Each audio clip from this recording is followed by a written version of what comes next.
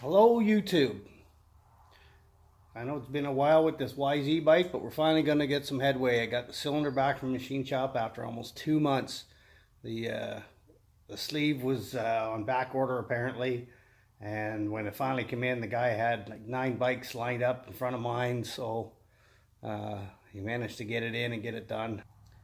I went ahead and put the engine on the bike, figuring what the heck, I may as well get something done. Since I had the swing arm bearings all apart and that, it made sense since the same bolt is what holds the back of the motor as the swing arm and everything, so I just went ahead and put it in. The whole bottom end's done, electronics, clutch, everything. So we're going to get into the cylinder now. Alright, so there's the cylinder. If you look closely, you can just see the sleeve where it goes in, so you have to basically cut out half of these, the bottom of the cylinder. You can see how much metal has to come out. It's quite a bit.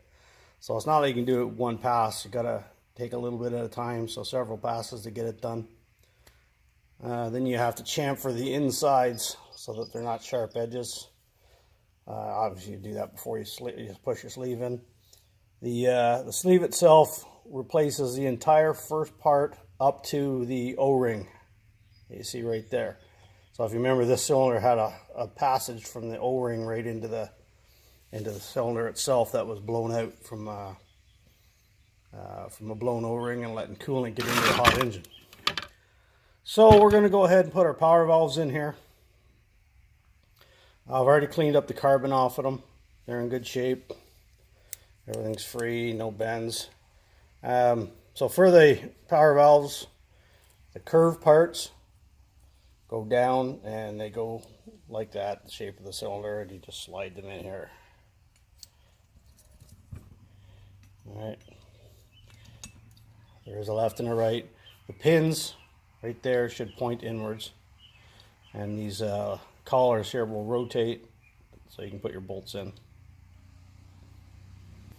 Okay, so there's what your power valves look like when they're in and flush. You can see here they're moving in and out freely, no problems. You gotta line up those washers. It's easier to do it before you push them in all the way to get them pretty much rough.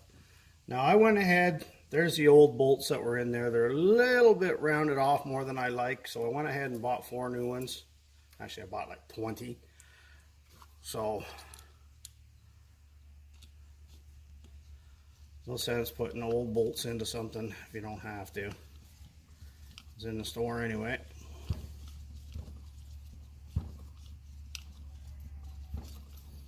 Alright, start them all. Don't tighten anything up until you get the opposite one in, because if it's off by just a little bit, it'll be a lot tighter than you need it to be.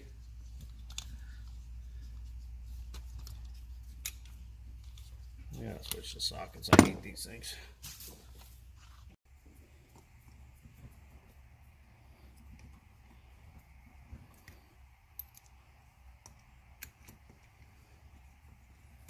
Okay, now you're going to have to torque those in now before you put the rod in the bottom, because once you insert that rod and the collars and springs and everything, you can see you're not going to get at the bottom bolts. Okay, so torque them at this point. We got our little micro torque here.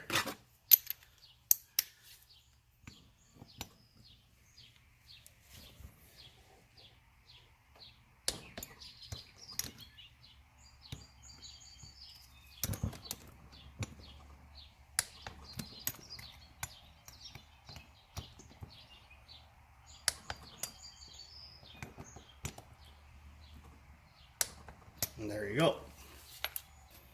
Okay, so we're going to put our pin in.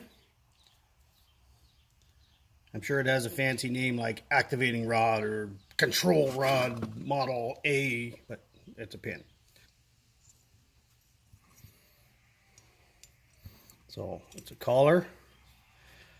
The spring started over the edges here, because that's how it goes in.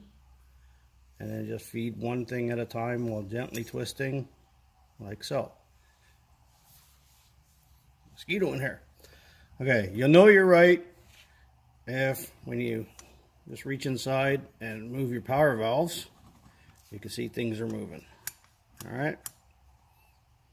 Not much to it. Throw the collar on. And there she is in all the way.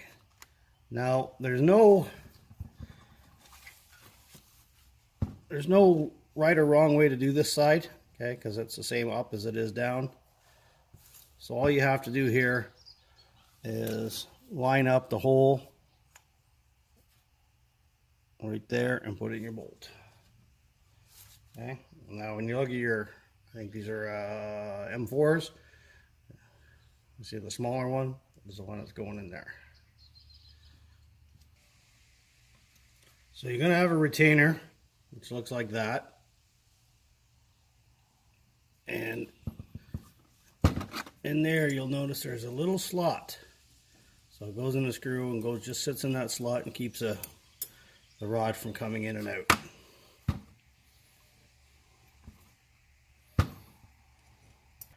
There you go. That's what it looks like when it's in place. There's a recess that it'll sit in so that it doesn't really move around.